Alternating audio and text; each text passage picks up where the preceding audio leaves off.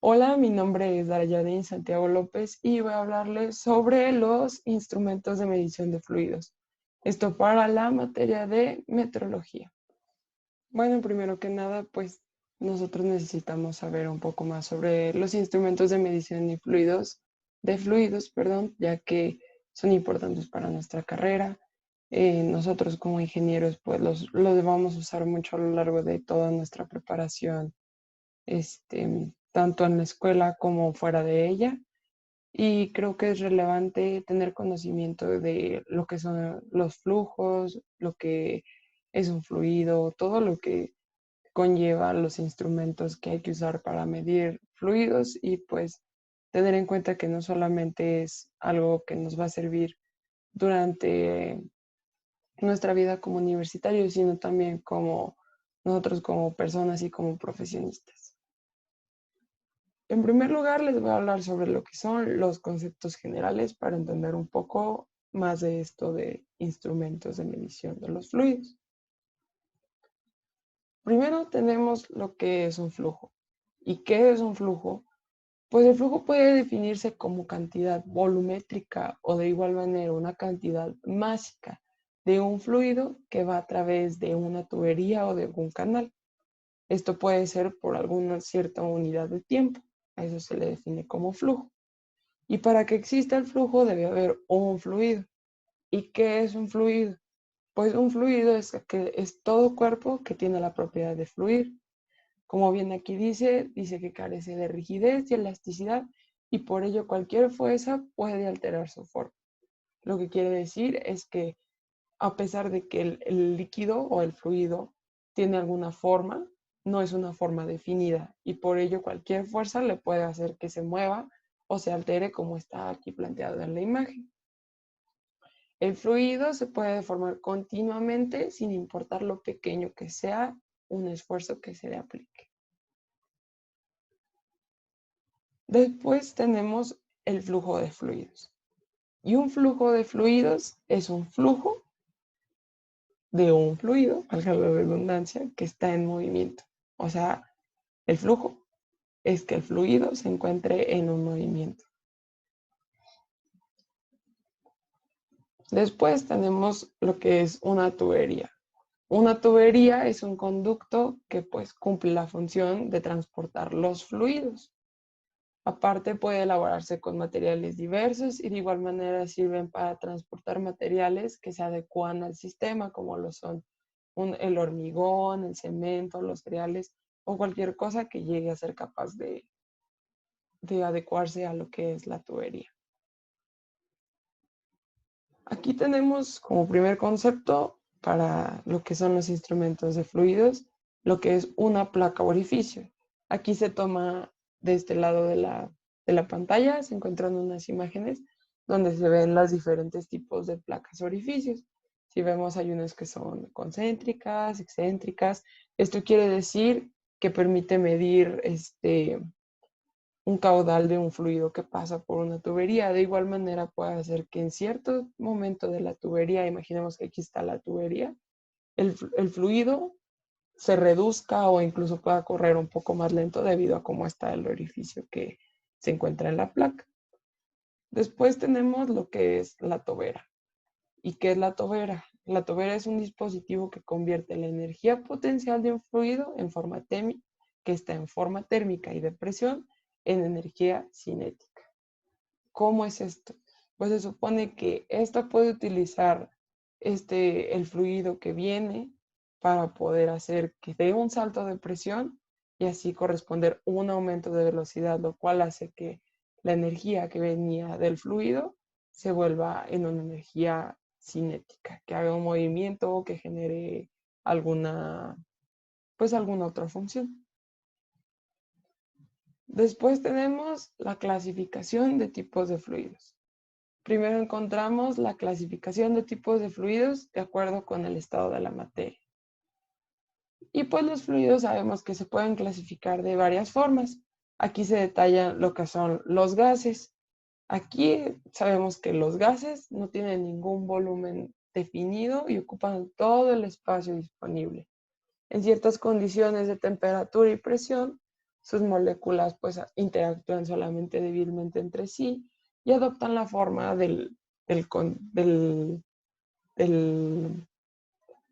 perdón, de donde están contenidos. Por ejemplo, si están en un cubo, el gas se adecua a ese cubo y tiene la forma de ese cubo. Y de igual manera se plantea lo que son los líquidos. El líquido es un estado de agregación de la materia en forma altamente incompresible. Es decir, que un líquido está adecuado, por ejemplo, a que no se puede hacer pequeño o más grande debido a que ya sus moléculas están interactuando de tal manera que ocupan ya cierto espacio limitado. Si por ejemplo aquí vemos que está la jeringa, vemos que en la jeringa, en la primera donde se contiene un gas, el gas es altamente compresible y se puede reducir su tamaño, mientras que en los líquidos no se puede reducir el tamaño debido a que sus moléculas están altamente unidas. No de igual forma que en un sólido, pero sí que evitando que se contraigan.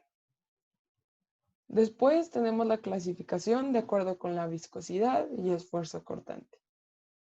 Tenemos lo que son los fluidos newtonianos y los fluidos no newtonianos. En los fluidos newtonianos su viscosidad es constante y la deformación que presentan es lineal al esfuerzo. Es decir, que esto se puede considerar como constante en el tiempo, su viscosidad no varía, no se cambia. Y por ejemplo, un ejemplo que se puede poner sería el aire y también de igual manera el agua. Después tenemos lo que son los fluidos no newtonianos.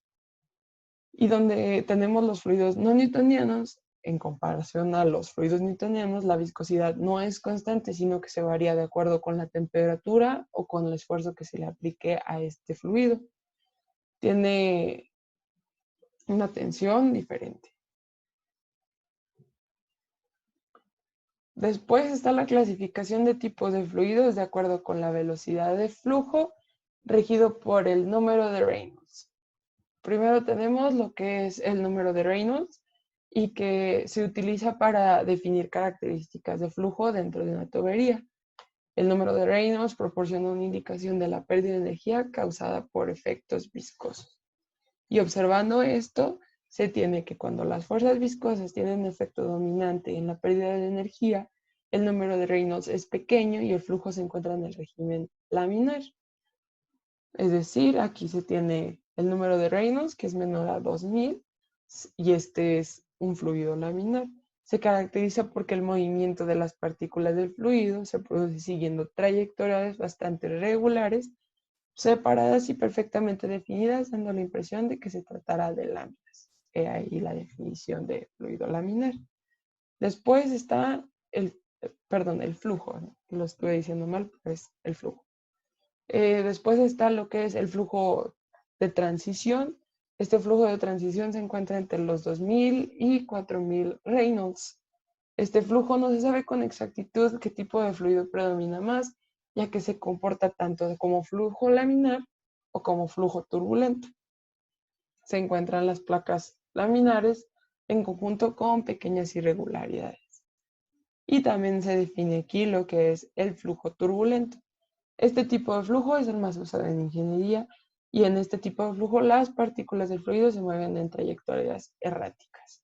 Si vemos aquí la comparación de los flujos laminares, el de transición y el turbulento, donde se ven que el laminar, el flujo es un poquito más, pues más relajado, un poquito más, ¿cómo decirlo? Eh, recto y en los otros tiene unas ciertas turbulencias. De igual manera, en el de transición se ve que tiene tanto del flujo laminar como el del flujo turbulento. Después está la clasificación de tipos de fluidos de acuerdo a si son compresibles o incompresibles. Perdón. Están los flujos compresibles, fluidos, que varían fácilmente su volumen al ser sometidos a presión, y los incompresibles, los cuales la variación de su volumen sometidos a presión es prácticamente nula. Si se observa en la imagen, el primer flujo, el compresible, puede llegar a tomar una forma un poco de que se comprime, y el incompresible pues no puede hacerse eso porque sus moléculas no pueden ser comprimidas. A continuación les presento lo que son las unidades de medición. Estas son las unidades de medición utilizadas para lo que es pues esto de los fluidos, y pues puede ser el flujo de fluidos puede ser expresado de tres formas: lo que es el flujo volumétrico, el másico y la velocidad de flujo. Si vemos aquí, el flujo volumétrico está representado por una Q e indica el volumen de un fluido en movimiento que pasa por punto en una unidad de tiempo. Tenemos el flujo másico, que está definido por QM, y este flujo está expresado en unidades de masa por unidad de tiempo. Y tenemos lo que es la velocidad de flujo, que se denomina, pues, que es la velocidad de un material, que aquí está representado por las letras V. Y aquí tenemos más o menos cómo se utiliza, las unidades que tiene y las relaciones que se dan conforme a la densidad del flujo y conforme al área transversal de la tubería que se esté analizando. Y aquí tenemos lo que son los instrumentos de medición de fluidos. En primer lugar se encuentra el tubo de Venturi. Este tubo de Venturi es un tipo de boquilla especial que sigue de un cono que se ensancha gradualmente. Si estamos viendo la forma, va haciéndose de grande, se hace chiquito, y de chiquito se hace otra vez a grande. Si vemos que hay aquí ciertas partes como son la toma de alta presión, la entrada cónica, la toma de baja presión, la garganta y la salida cónica. Esto sirve para perder presión de un fluido. Si vemos, está regido por lo que es el principio de Venturi, creo, así lo recuerdo. Y este tubo ayuda a que la presión de cierto fluido disminuya. Después está aquí el medidor de orificio. Este medidor de orificio es un elemento un poquito más simple. Consiste en un agujero cortado en el centro de una placa intercalada en la tubería. Después tenemos lo que es el tubo de Pitot. ¿Y qué es un tubo de Pitot?